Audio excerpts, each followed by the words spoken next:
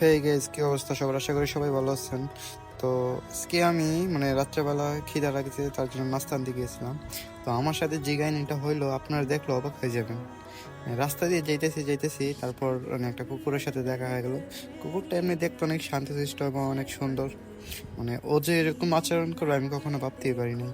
তো আপনাদেরকে একটু কুকুরটা দেখাই। আমার পিছনে দেখতেছেন গাড়ির সাথে যে কুকুরটা, এটা দেখতে অনেক শান্তশিষ্ট। তো আসলে এটা এরকম শান্তশিষ্ট না। যখন আমি গেছি তারপরে মনে করেন আমার নিয়ে পড়তেছে কামড় দেওয়ার জন্য। তো ওর কাছ থেকে কোনো রকমের বাচ্চা বাসার দিকে হাঁটতে লাগলাম।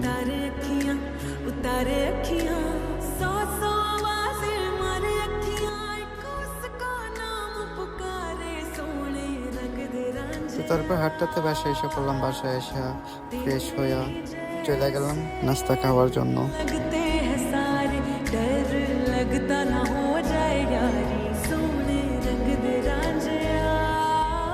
তারপর এই নাস্তা খুলে খাওয়ার জন্য পয়সা গেলাম। তো রুমমেট বলতেছে যে এই বাজেটিয়া দিয়ে হইব না নাকি।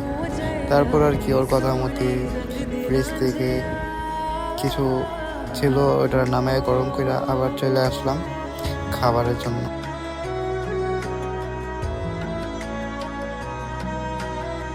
তারপর খাওয়া দাওয়া শেষ করলাম,